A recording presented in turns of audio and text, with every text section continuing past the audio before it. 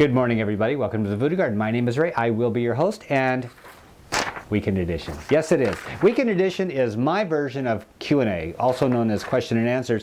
And I take the questions that people post in my comment section and also in my emails, on my Facebook, everywhere else.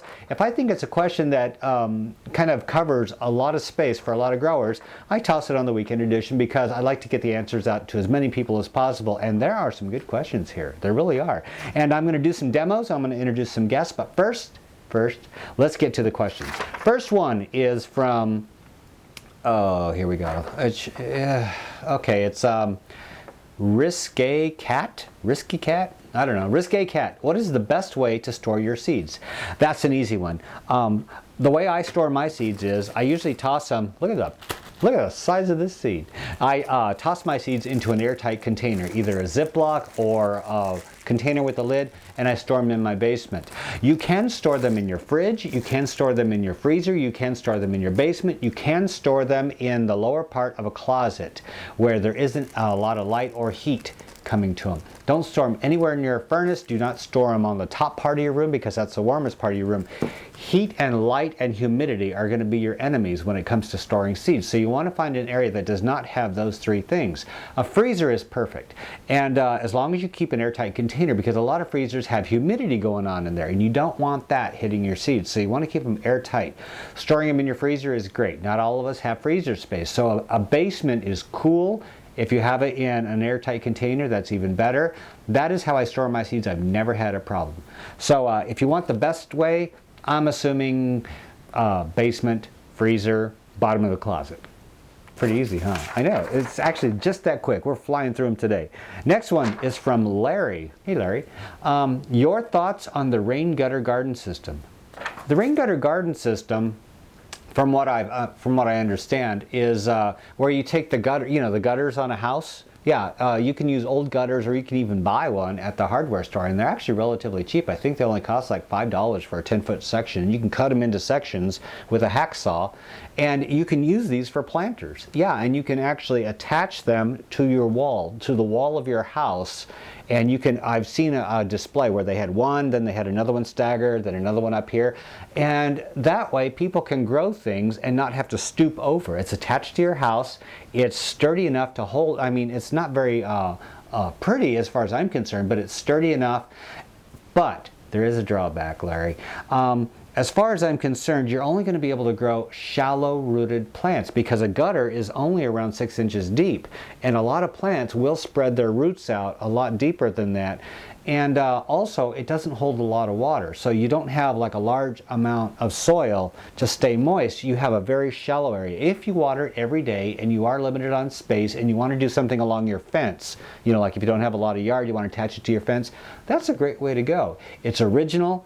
It's something like a project that I would probably try, but I wouldn't do it for a whole lot of plants because you don't want to grow a pumpkin in a rain gutter. I'm thinking maybe lettuce, possibly radishes would work, spinach would work. You could, herbs. Herbs are perfect for that. So it does have its uses. It's a novelty, but I don't really think of it as a main gardening idea for me.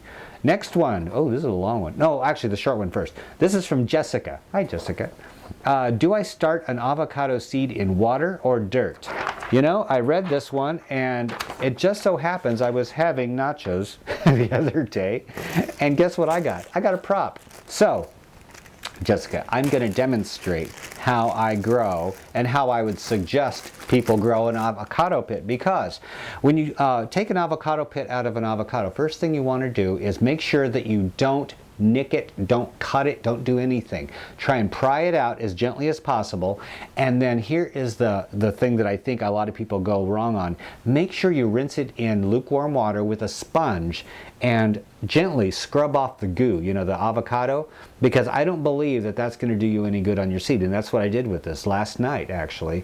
I rinsed it off in warm water. I took a sponge, I washed it off really good, and then I dried it in a towel and threw it in a baggie until I was ready to go, because you don't want it to dry out. So now I have an avocado pit, and I have some toothpicks, I have a cup. Oh, look at me. I got all kinds of props back here. It's a magic little area behind this counter. And I'm going to show you 2 different ways to plant an avocado pit, okay? So have a seat right here and let's get started on this, shall we? Right? First thing is a cup. I take the cup, place some water in it. This is the standard method of starting an avocado. You want to fill it up. Don't mind all the little floaty things. That's just sediment that's at the bottom of this watering can. It isn't going to hurt anything. You can use water directly from your faucet. If it's chlorinated, it doesn't matter. For germinating this, it really isn't going to matter. Now what we do is we take 3 toothpicks. We have 3 toothpicks here. You take the avocado pit, and about halfway up at a slight angle, you barely push it in. Not very far, maybe about this much, okay? About maybe 1/8 of an inch, just enough to stick in there. And you do it 1/3 of the way around again. And again. Some people use 2, I use 3. And then you gently set it in the cup. That's absolutely all you have to do. Now, I like to leave about maybe 1/4 of the avocado sticking out of the water. I don't like to submerge it. And you leave it like this, and every few days you're going to want to take this out and change the water, because you don't want the water to get stagnant and have all kinds of things growing in it, and that's what's going to happen. If you leave the water in there, what's going to happen, the same water, what's going to happen is you're going to see all kinds of slime developing on your avocado, and you're going to see a fine layer of fungus growing on there, because water will grow that as soon as the chlorine gets out of it. So what you want to do is you want to take this out every few days, dump the water out, rinse the cup, and quickly fill it back up. And every day check the water. Make sure that it's 2/3 of the way up on this avocado. And do not put it in a sunny location. Put it on a windowsill that doesn't get any sun, or on a counter. You just want to have it in regular home light, but you don't want it in direct light, because direct light is not going to do this seed any good at all. So just set this aside, and you know what? Avocado pits are very fickle. They are fickle. They can take up to 2, possibly 3 months. I had one take 2 months to even crack open, and what'll happen is within maybe a couple weeks to a couple months, you're going to see the bottom half of this crack open. And that's a good sign. That means it's on its way. What will happen after it cracks open is it will start to send a little nub of a root down. And it'll be about that long. And then it's going to send a little tiny nub pointing up out of the side of the crack. That is going to be the stem coming up. So out of the same part, it's going to have a nub going down and a nub coming up. And once that root gets to be about maybe, I'd say 1 inch long, you want to take this out and plant it in soil. And you're going to want to plant it until the top of the seed is just at the top of the soil. And then you're all set to go. Some people leave it in the water for a long, long time. I see no need in that, because the water does not really have the nutrition that this seed is going to need.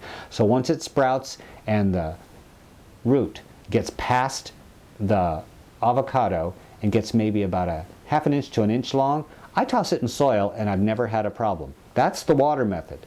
Let's go to the other method, and this is the method that I use. Take your cup, fill it up with soil, place your seed with the big side facing down, fill it until the seed top is just underneath the soil. It is just underneath here, but once I put it in water, it'll wash it away. So I'm going to bury it a little bit deeper, and then we take our water and water it very slow, because it takes a little time for this soil to soak up the moisture. You don't want to pour it in too quick. Pour a little bit, wait a couple minutes, come back around, pour a little bit more. I go by feel, and that is something that I guess takes a little bit of skill. Some people will take their cups and poke little holes in the bottom and put them in a tray. I just don't do that. Okay. See how the water pushes the soil down? Put a little bit more in there.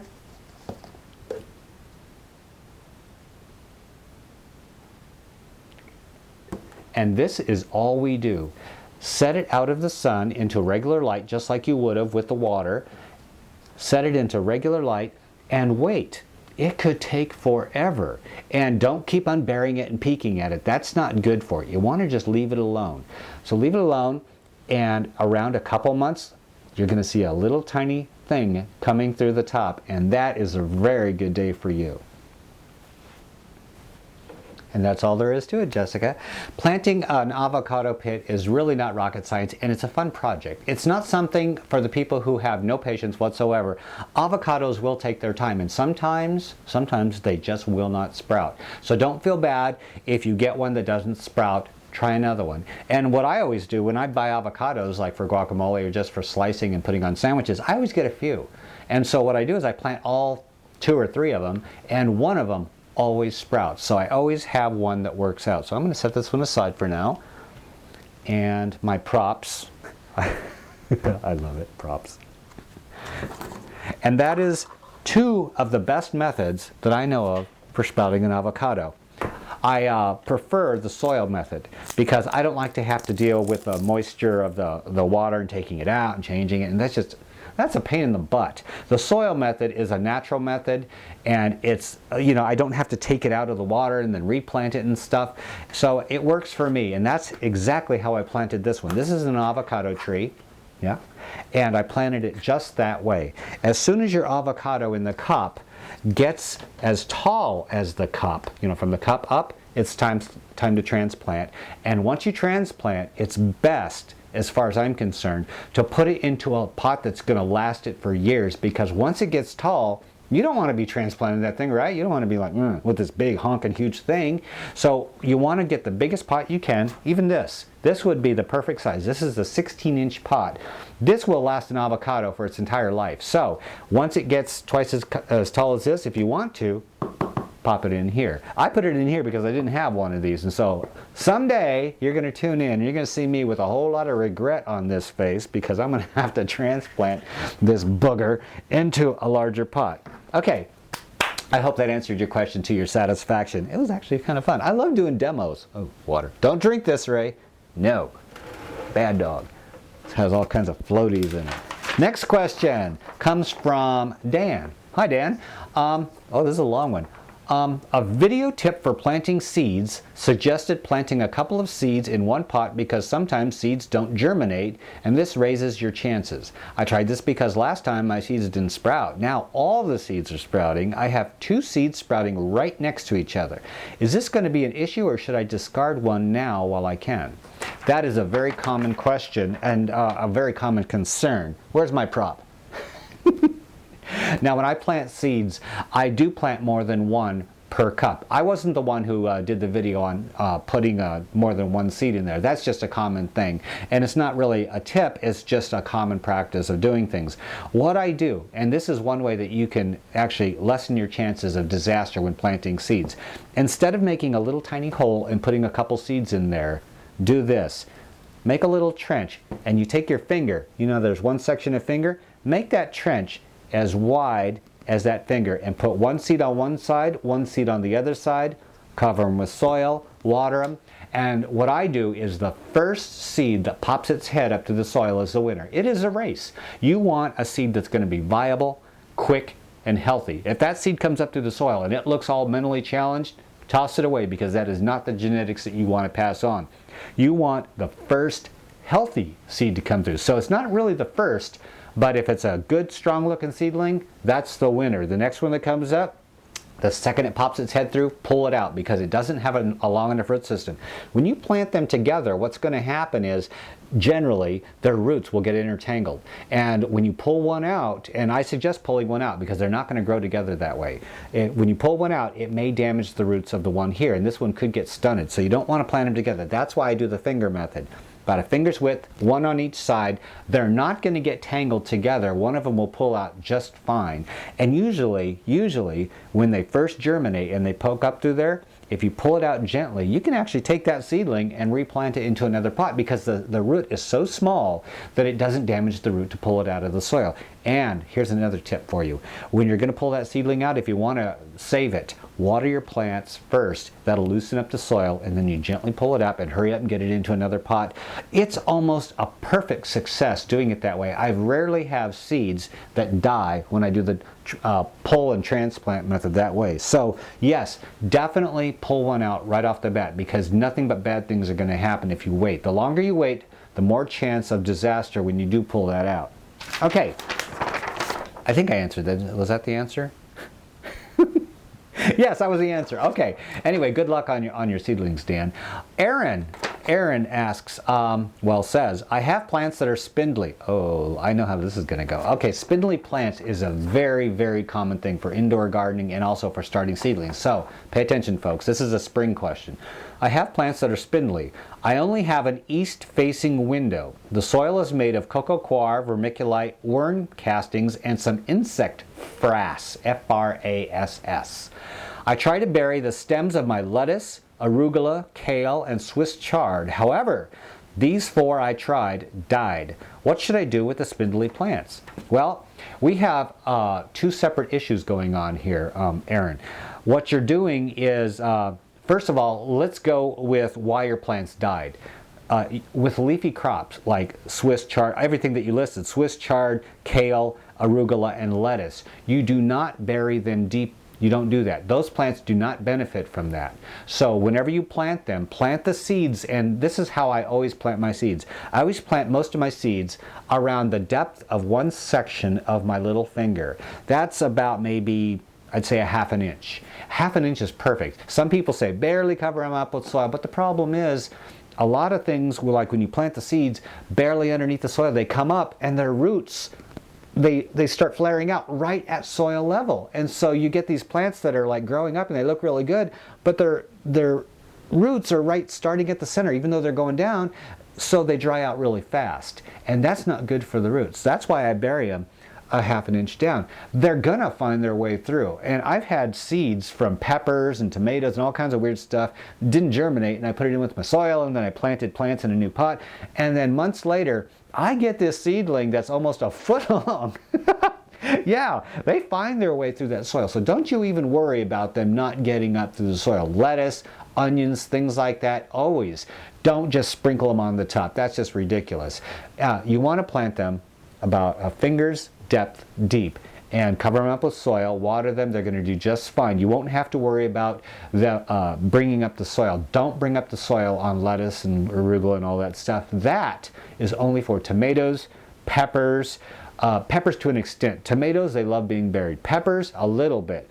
Eggplant, pumpkins. Pumpkins love having their stem buried. Those are wonderful for burying their stems. I plant those deep, and then as they grow, I fill up the cup or the pot with soil. That works wonderful for those. But for the ones that you mentioned, don't do that. You're going to kill them, okay? So that was just a mistake. It's an honest mistake. We all make mistakes. As for spindly, let's get to that. Spindly plants are a common issue, and there is one easy way to do this, okay? Light. I know, how basic is that?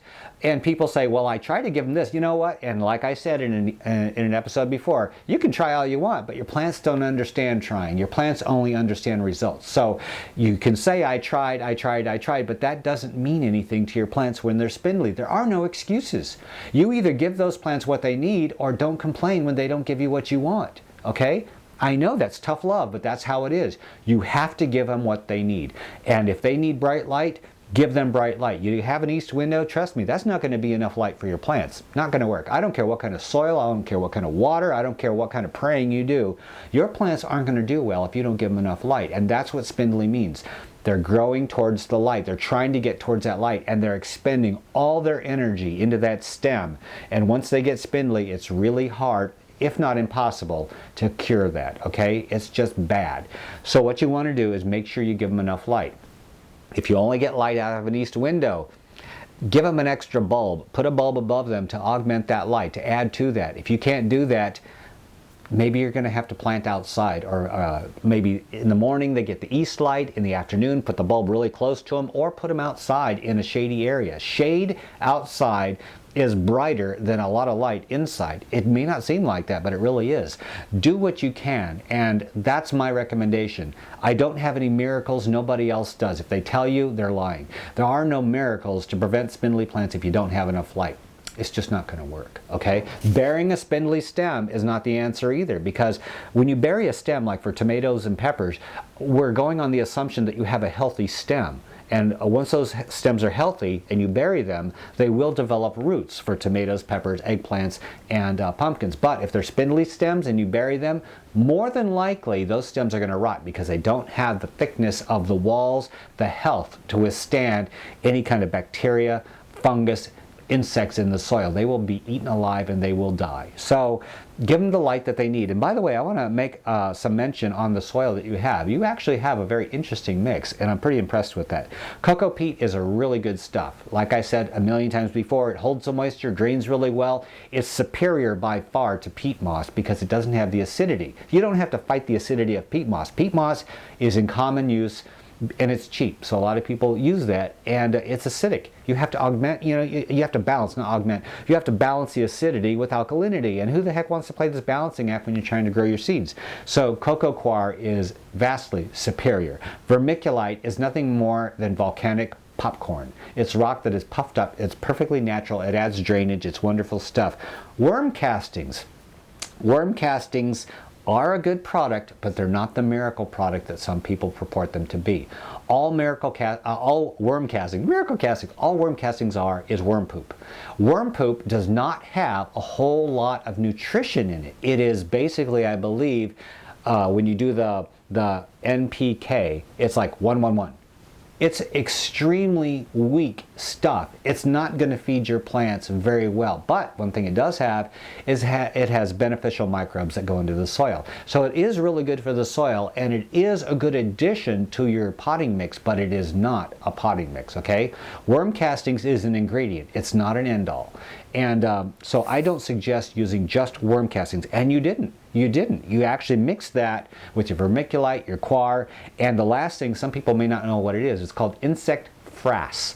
Insect frass is a fancy word for doo-doos. Yes, it is. It is poop. It's insect poop. And insect poop, insect frass, is twice as strong as worm castings. It's 2-2-2. So you're getting something a little bit stronger, and it's a little bit different than worm castings. And like I always say, you got to mix it up. You can't just use one thing. Nature is not a monoculture, okay? It's not a monoculture at all. You're using all different kinds of things, and that is wonderful for your soil. I would go maybe a little bit more heavy with the feeding though, because you have insect frass and worm castings. That's not really going to do all the feeding that you need. Maybe get a little bit of manure or compost and top it off with that, or mix it in with that. That's going to do really well. Or feed it with a mild organic fertilizer. And if you do that and you give them the light that they need, you're going to have insanely, stupidly healthy plants. I guarantee you, okay? That is my guarantee to you. Give them enough light, give them enough food, give them the right soil. You can't go wrong. All right, I hope I helped you all there. Spindly plants, give them light, give them good food. Next question is from NS Materloss. Ray, it's been about a month since my cucumber started flowering, but it's only producing male flowers. Any suggestions? I love outdoor gardening. I love gardening questions.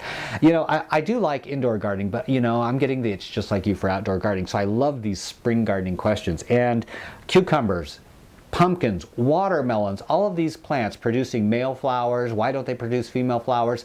This is my take on it, and it may be science, it may be superstition, it may just be voodoo garden mysticism, but here's what I do and it works for me, okay? First thing that your vines are going to do is, speaking of vines, here we go. First thing your vines are going to do is they're going to produce male flowers. The way that you tell a male flower from a female flower when it comes to cucumbers and watermelons and stuff like that is a male flower will have a little stem coming off the main stem, and it has a flower on it. Just a thin stem. That's a male flower, and almost all vines will put out the male flowers first. Then later on in the season, you're going to see these flowers that have like a little fruit at the bottom, and you're like, hey, cool, and how it's producing a cucumber or watermelon. No, it's not. That is just the base of the flower. It's actually not a fruit yet. It has to be pollinated in order to continue. If it isn't pollinated, that little bulb at the bottom will die. That is a female flower, okay? So basically, the chubby little ones are the female flowers, the long skinny ones are the male flowers. Sorry to my female viewers, I didn't mean any disrespect. But the plant will send out male flowers. What I do to ensure that I get female flowers is I pollinate the male flowers. Because from what I believe, and this, like I said, this is just my take on it, what I believe is that plants are not stupid. They send out the male flowers first because male flowers take less energy to form. They just have to send out a flower. They don't have to actually produce that fruit ball at the bottom, and that takes a lot of energy out of a plant. So they send out the male flowers. Those flowers get pollinated. This tells the plant, hey, there's bees out there, because early in the season there may not be. They send out the male flowers. That starts attracting insects to the plants. Once the plant has the attention of those insects, bang, bang, bang, out come the female flowers, and then they start getting pollinated by the males. So what I suggest is take nature into your own hands. Start pollinating those flowers. Take your finger or a Q-tip or anything like that. Touch one flower, touch another, touch another. You're not going to produce anything, but from what I believe, you're going to let that plant know that something is out there pollinating its flowers, and it speeds up the production of female flowers. That's how it works for me. So that is my suggestion. Pollinate your flowers. I know. People are going to yell at me for that, but you know what? I don't care. It works for me, so if it doesn't for you, too bad. DJ Move It. Last question, DJ Move It. Last question is, how tall do you let the tomato plant grow before you start topping it? Well, DJ Move It, I do this for peppers and tomatoes. I let the plant get approximately 8 inches to a foot tall, and then I lop it in half. It's as simple as that. With a pepper plant, I let it get approximately 8 inches to a foot tall, and then I take it back to where there's only, you know, where the leaves come out of the stem. I leave approximately 2 to 3 of those junctions, and I cut everything else off the top. And that may seem a little bit severe, but people who have followed my pruning method, they love it. Everybody that's tried it, they love this pruning method, and it works wonders. I've shown it in indoor growing and outdoor growing. It can't be beat. It just absolutely cannot be beat. It is a wonderful thing. And I do that with tomatoes too. I let it grow to about maybe 8 inches to a foot tall, and I lop that sucker in half. And what'll happen is it sends out low suckers from the tomato. This is for the tomato. It does it from the pepper, but let's talk about tomatoes. It'll send out low suckers from everywhere a leaf stem touches the main stem. Those are good. People say take the suckers off. I actually encourage those low suckers. And what it does is you don't have a tall spindly plant starting out. You have a low plant that starts out with suckers like this, almost like a candelabra. Then when you take it outside, you bury that until the main stem, the original main stem, is underneath the soil, and those suckers are going out sideways. You run those just underneath the soil, and then they come up, and you have this wide, strong plant. It looks like multiple plants. And this isn't just a theory, folks. This is something I did last year with my boxcar Willie. And one tomato plant, I showed that. Go back on my last year's episode, and it's just nuts. It's nuts. One tomato plant provided me with an entire summer's worth of tomatoes and an entire winter's worth of tomatoes. Yes, one plant, boxes and boxes of tomatoes, and it was insane because I ran those suckers underneath the ground, and what happened is the main plant that was buried deep gets the deep water. So when you have a drought or you forget to water your plant, those roots are way deep. They're getting the deep water and they're getting the minerals from down deep. And then the suckers that are running underneath the surface, they're putting down roots as well. So whenever you water surface water or it just gets a little bit of rain, that plant can take advantage of that surface rain that it normally couldn't take advantage of, and it also moves the plant away from itself. So you don't have this cluster of stuff growing and then you cage it in, and then the humidity may cause or promote blight and all kinds of fungus stuff and all kinds of damage, and also cluster everything together so you don't get light into your plant. Letting these suckers run out from the sides and then planting them underneath brings a plant out like this instead of like this. And trust me, once they come out like this, you're not going to have an empty middle for long.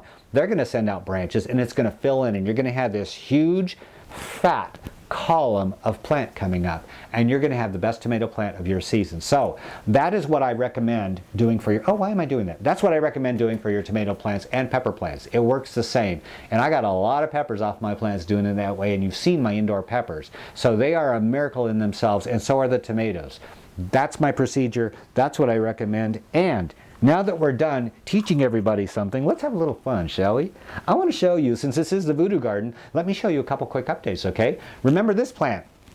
This is a fig, and somebody sent me a fig tree, and I cut it down. And remember, I showed you the little figs. I had like 2 or 3 figs coming out of it. I'm going to zoom you in real close. You got to see this. You really got to see this. We're going to have to start at the top because it goes all the way down. Look at that. Let me start zooming in.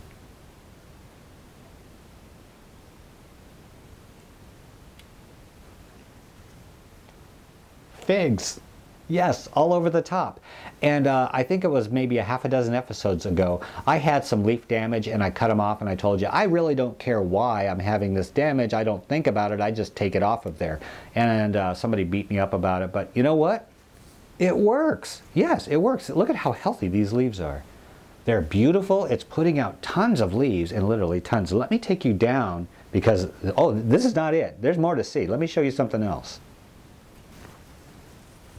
Down here, even more figs all around the plant. Yeah, and it has beautiful, beautiful leaves growing. It's producing fruit. The stem, the main stem, is nice and thick. It's a beautiful plant. Thank you. Thank you for the fig tree. I really do appreciate it. I'm doing my best to take care of it, and it seems to really like it in here. And it's producing figs. One of these days, these figs are going to last and get all the way ripe, and we're going to have figs here in the Voodoo Room. And if I can ever get seeds from these, I'm going to give people seeds from these figs so that you can grow this as well. I had a bit of a guessing game. Remember when this was just really tiny and it had seed leaves and just a couple things coming out? Well, in no time, this is what's happening. I had to transplant it. It grew just way too fast. And most of you guessed right. Thank you so much for helping me with this, because I had no idea what this was. I literally had no idea. And it turns out it's a loofah. Yeah, loofah is a gourd that grows really big, and you let it dry out, and then you peel it, and you get the seeds out of it, and you use it for a sponge. You know those sponges that you get at the store? Those aren't actual sponges from underneath the ocean. Those are vegetables. Yes. And this is what I got. I've been tearing off these little tendrils. It puts these things out like you wouldn't believe. And the reason I tear those off is because it's grabbing all the plants and choking them to death. And I really did not expect. I didn't know what I was planting. I just got a couple seeds in an envelope, and I didn't know what they were. I didn't know it was a loofah, otherwise I wouldn't have planted it this soon. And so what I'm going to do is I'm going to try and keep this thing pruned back. I'm taking it to Iowa next month when I move, and I'm going to plant this out, way out on the side of my yard, and I'm just going to let it go crazy in Iowa. And I have such a long growing season there, and I got a really nice start on this. I have good strong lights.